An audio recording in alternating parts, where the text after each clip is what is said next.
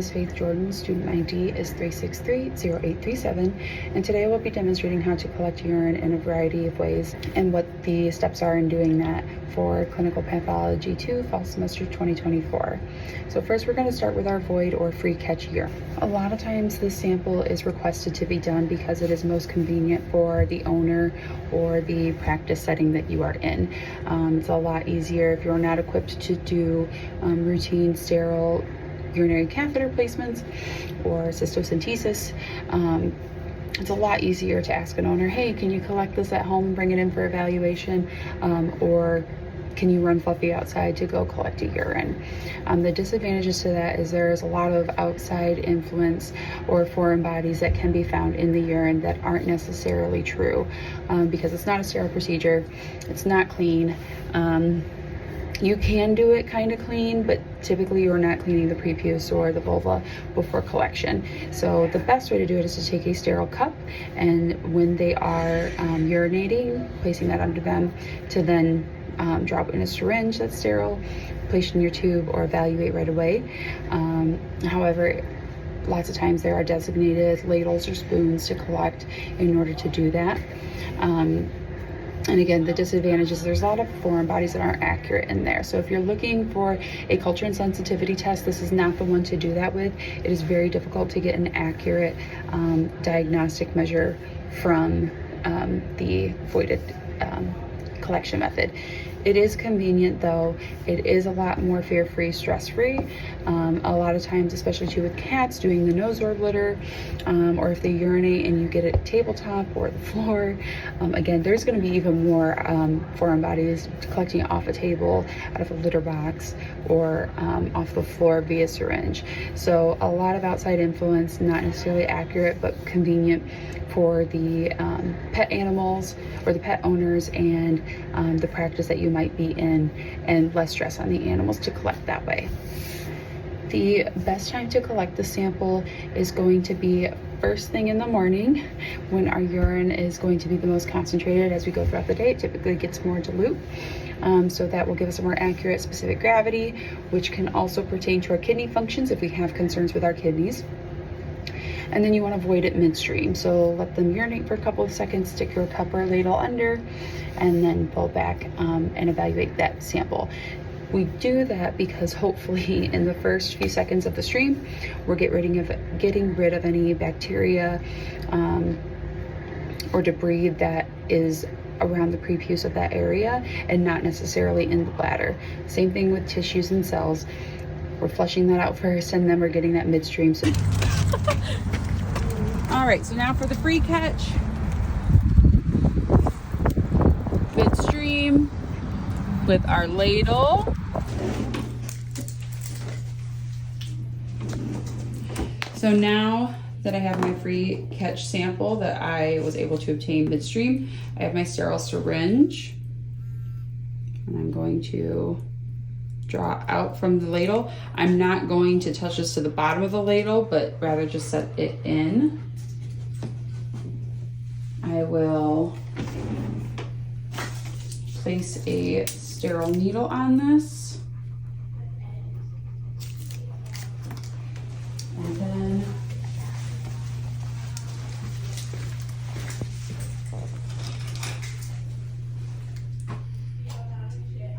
place it into my white top tube for evaluation later.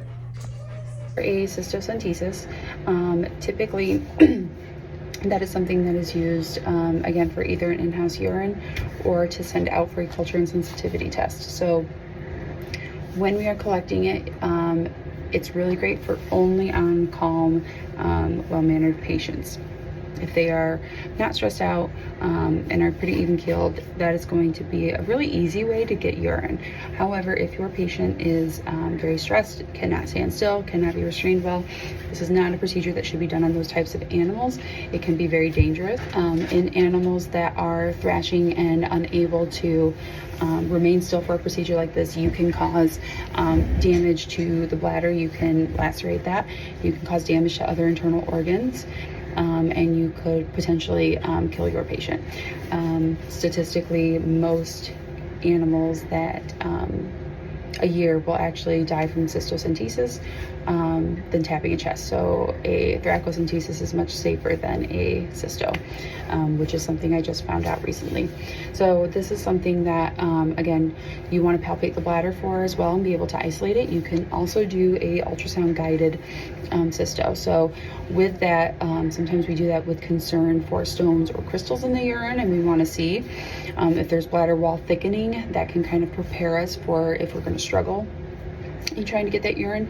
But when we palpate it, we know that there's a sufficient amount of urine in the bladder to keep it distended in that way. So you'll need your syringe and then a typically a 22 gauge needle that's about 1.5 inches long. And then you will want to go poke to where the bladder is. This is not something that needs to be done sterilely, but extra caution does need to be taken when doing it. And then before transferring it into your white top, you will want to change needles, because occasionally there can be some red blood cells due to trauma of poking that bladder that show up, and you just want to make sure you're getting the most accurate result to send out. Too, is you want to have somebody that is confident. You do not want somebody that is so in their abilities to collect that urine, because that can be dangerous for themselves and the patient. So confidence is key in that, as well as anatomical knowledge. Okay. All right, so I am going to be extra careful with my needle once I have the cap off to not touch it to my probe.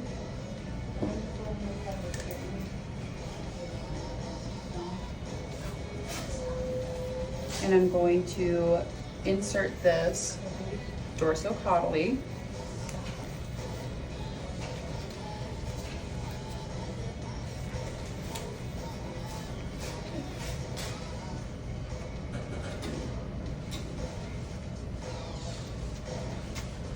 Aspirate on the plunger to get my urine sample. Now, when I transfer this, because of the red blood cells from puncturing the bladder that you can have, and possible bacteria on the skin, I will put on a new needle to then transfer it to my white top tube, so that way it still stays sterile with less outside influence. What I am evaluating for, just based off collection at a first glance on our urine. So Cody was our cysto, Miller was our free catch. First thing I'm going to look at is our color. So Cody's is a light yellow to yellow, and as far as turbidity goes, you want to place it against a white background and see how opaque or clear, translucent it is. So as far as that goes, this would be clear. I can see my print through her urine. I don't see any clouds, crystals, large debris, any concerns that would say like mucus in there. So based off appearance, she has a healthy appearing urine sample. Miller, our free catch, his is definitely more orange or amber based off first appearance. I would think it's slightly cloudy, but I won't know until I hold it up to my sheet for reference, and it is slightly cloudy. I don't see any particles or debris that would indicate like there's mucus or large red blood clots in the urine, but definitely a darker, more concentrated color. So that would make me more inclined to want to look further into what could be going on. Collecting a urine via urinary catheter, that is done when you want something that is going to be more sterile or accurate than a free catch, but you're unable to get a cysto on this animal. There are a variety of catheters. There are red rubbers, there are propylene, there are female, male, there are cat urinary catheters. They even have something called a tomcat catheter. So the difference of those is going to be based off, your length and the length of the animal, what you're going to need, and then species, gender, and essentially what the procedure is. For a cat unblocking, you're going to use a completely different urinary catheter set than you might with just collecting a urine from a dog with a red rubber. It is something that should be done sterilely. Again, disadvantages to this is when you are passing the urinary catheter on a male dog, you do have the potential to rupture the urethra, so you have to be very gentle and careful, using some water-soluble lubricant beforehand. And when you get that first few millimeters back when you aspirate, you want to discard that, because the trauma of inserting the catheter through the urethra can create that elevation in red blood cells. You can get some epithelial cells as well, just from the skin and the prepuce being around that area. With females, again, it's much more difficult. Typically, a speculum is required to allow visualization. And with males, you're able to just see where you're going. With females, you have to really know your anatomy. And sometimes you can even do it by palpating. So collecting a urine to send out might be great if you have a hospitalized patient and you want to do a urine and they've already got a urinary catheter in. If you are planning ahead and you think you might need one, or for some animals, it's less stress on them to pass that and collect your urine sample versus holding them down for a cysto, and you want something more accurate than a free catch. Okay, so before placing a urinary catheter in a male dog, I'm going to take my dilute chlorhexidine with saline and flush his prepuce some.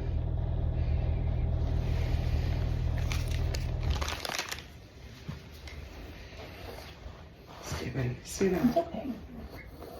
Good boy. Good boy. Good boy.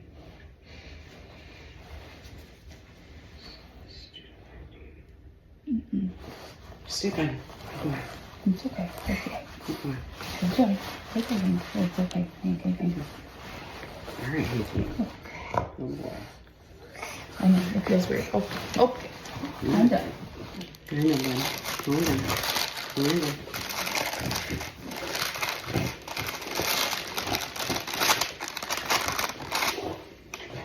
All right, so now I will put on my sterile gloves and open my water-soluble lubricant that is sterile and place that into the sterile field of where my gloves are.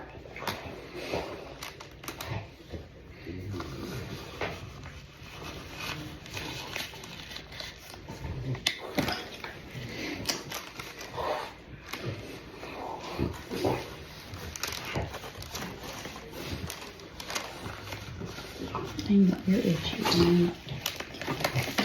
All right.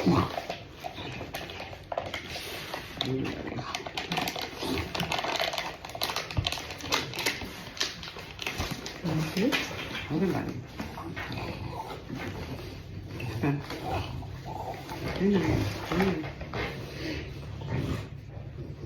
I gotta give him a second. It's okay. And I'll grab your burger. Yeah.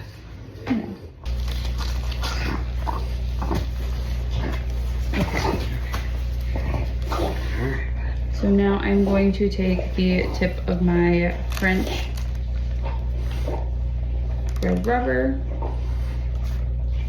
and place it along that lubricant. The way you're going to measure is by holding your red rubber up to about where the bladder would be to the tip of the penis or the edge of the prepuce, and that is how you know you have an appropriate length. So now, with the sheath extracted, Hold on. Hold on, buddy. I know you're itchy, buddy. I know you're itchy.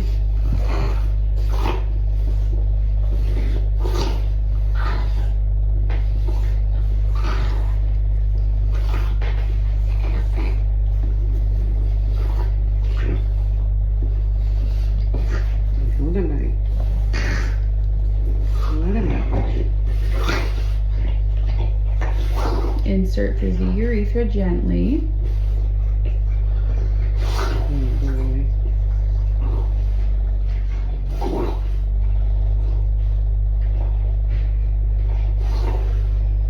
Good boy. Good boy. Good boy. I will attach my syringe. Go away.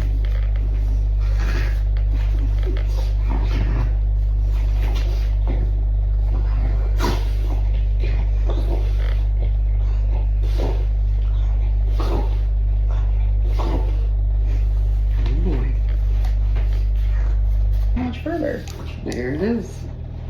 There we go. All right, so now I'm going to pinch. We want to discard the first few millimeters of urine because of the tissue cells and red blood cells that can be produced when passing it through the urethra. All right. And now, he is intact, so before I pull this out, I'm going to be very gentle, but I'm going to pinch it because there could be, there could be sperm as well, so. And then into our white top tube.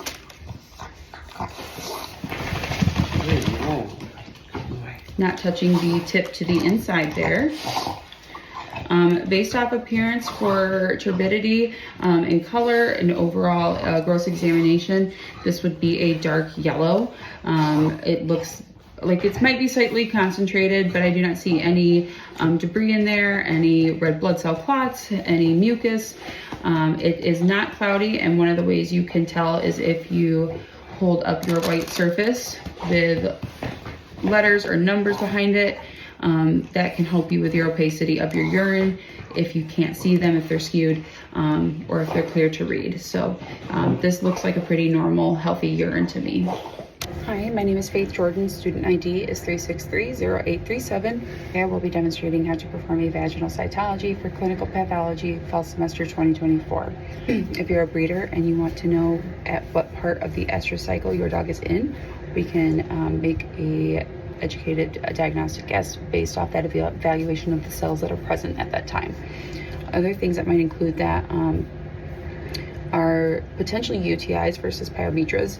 Pyometras are going to have different cells than UTIs, and again, you're getting that sample from the vagina itself and not the urethra. So again, completely different, but also same area. This is something that needs to be done extra cautiously. Most females will require sedation for this. You can use a speculum or your finger or something else that's sterile, so your finger in a sterile glove, to place your sterile cotton tip applicator to get into the vagina to get that sample.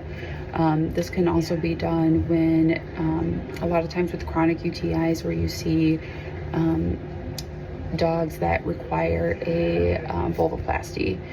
Okay, so you can moisten your cotton tip applicators with your sterile saline or water. So I'm going to pre-moisten those. So I am going to rinse her vagina with sterile saline. That feels weird.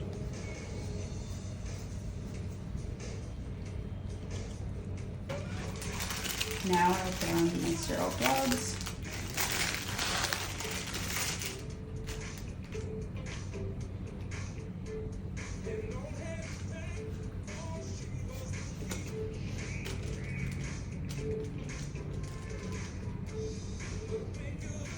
You can use a sterile speculum or plastic tube or your finger with sterile gloves.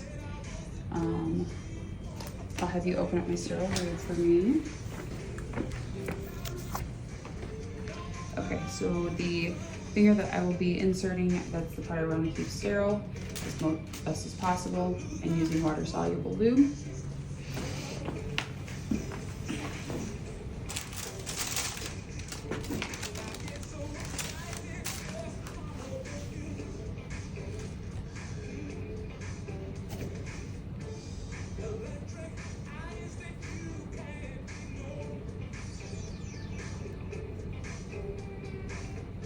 Now I will insert, locating the cervix, and take my cotton tip applicator and insert that below my finger, but also keeping it dorsal to avoid the urethra, and swabbing, gently rolling and swabbing around, and that is how you collect your sample. Okay, so now with my vaginal swab that I've obtained, I'm going to take my clean microscope slide and gently roll it across. You don't want to swipe it across because that can cause cell damage, but I'm going to just gently roll it across, making sure to get all aspects of the cotton tip applicator that I used. What this does is it shows us, we're looking for mainly the epithelial cells and neutrophils, and depending on the cycle that the bitch is in at that time, you will either see cornified or non-cornified epithelial cells, and either an increase in neutrophil count, so neutrophilia, or a normal count to none. So we will evaluate this next. All right, and then to evaluate our vaginal cytology, I'm going to take our slide and place 1 drop of methylene blue on it, and place a cover slip on top of that to evaluate. When prepping your microscopic slide for cleaning for a vaginal cytology, you will take your alcohol, place it on the slide, use your Kim wipes to dry the slide both sides, ensuring that it is clean and there is no debris on it. In anestrus, the bitch dog does not have any outward signs, no vulvular swelling or discharge. You will see non-cornified squamous epithelial cells at that time. They can be categorized as parabasal or basal epithelial cells. Proestrus may last 4 to 13 days. At that time, she does have some swelling and some red discharge. At that time, you will see lots of erythrocytes and parabasal basal epithelial cells present on a cytology. As you see a decrease in the number of erythrocytes, you will also see an increase in your cornified epithelial cells at that time. Then you have the estrus cycle. At that time, there will be a pinkish tinge, still vulvular swelling, but you'll have that pinkish tinge discharge, and the male dog will try and mate with the bitch at that active time. A vaginal cytology smear at that time will reveal squamous cornified squamous epithelial cells, and that they're usually anuclear. At the end of that cycle, which lasts about 4 to 13 days, you will see a decrease in your erythrocytes and an increase in your neutrophils. And again, estrus typically averages 9 days.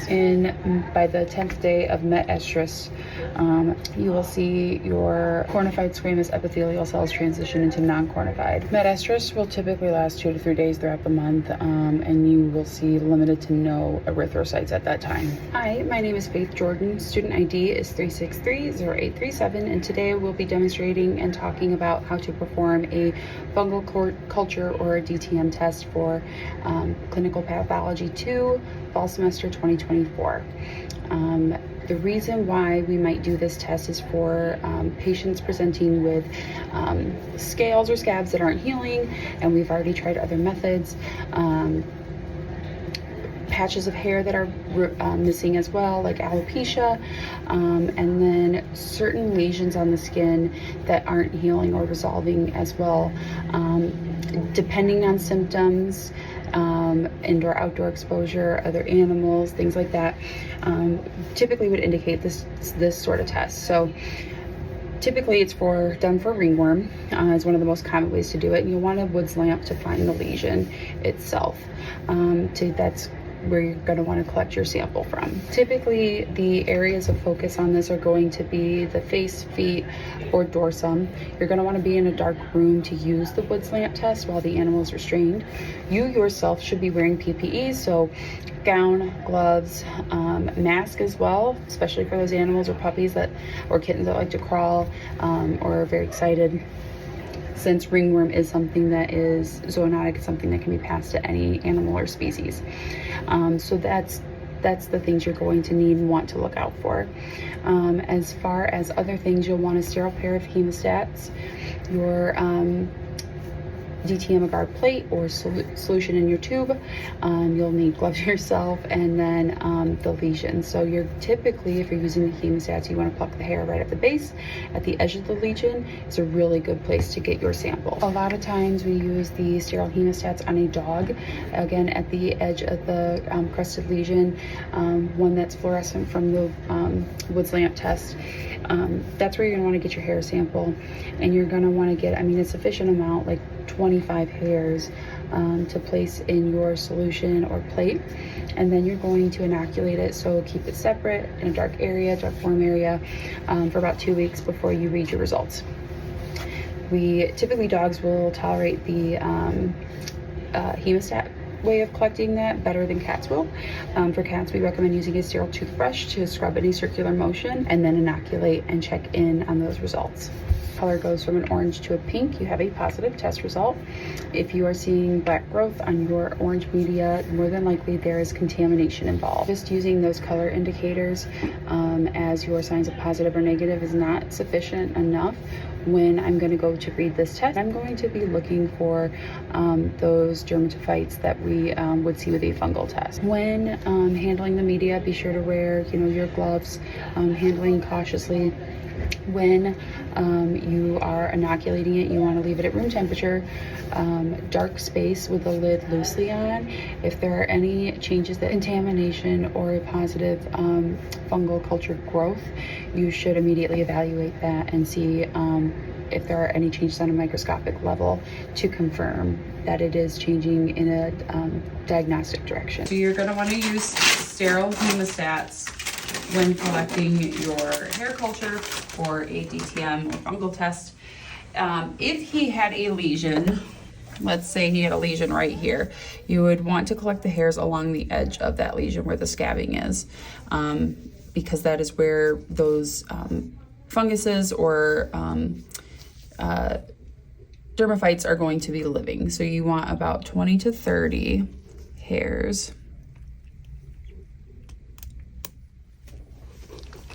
And that is sufficient enough. That's it. Going to unscrew the lid and place onto the media.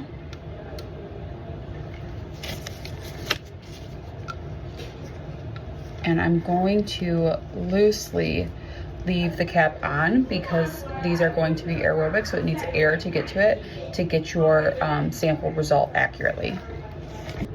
Again, if you had a toothbrush method, you would take the hairs off of that and you would use your sterile hemostats to grab and place in here. This is labeled with the date and the patient's name that this was collected.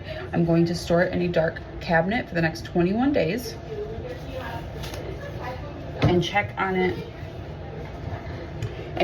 periodically, like every day, every other day, to see if we have any growth or any changes in our medium. So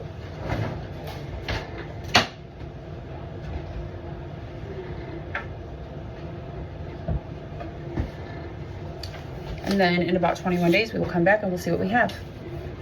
So using my 10 times objective lens, I'm going to look for microscopic canis and microscopic gypsum to see if we have any growth of those dermatophytes on this slide.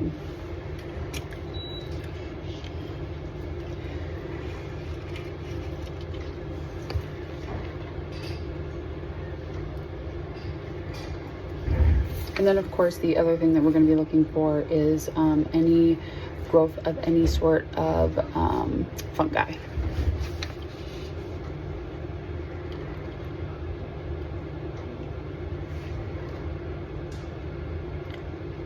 So after evaluating this slide, I would say that this DTM test is negative.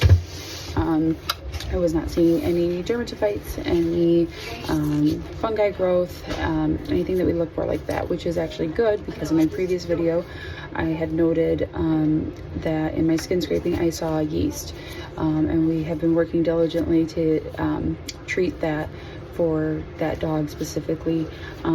So not seeing any on this test is a good indicator. Again, this test is indicated when you have patients that come in for round patches of alopecia or fur loss that are scaly, itchy, or you have lesions that appear and you've treated, allergies, other things like that. You'd want to do your Woods lamp test first, which is that fluorescent lamp. Let it warm up for about 5 minutes. Scan the body, focusing on the feet, dorsum, and the head. So anything that could be positive on a Woods lamp test is going to show up, is going to appear fluorescent, like neon yellow or neon green. From that point, when you collect your sample, just as I described, you want to collect along the scaly part of those alopecia patches. So where there's fur loss, right where the fur loss meets the not fur loss. So the scaly patches, you want to get the skin from there. If you were using your toothbrush, you would scrape along those edges and then take your sterile hemostats to then place it into your DTM media. So like I said, this test is negative. That would be your indications for doing this test. And it sounds like we had a really good outcome for this patient, especially with the previous findings from the last video.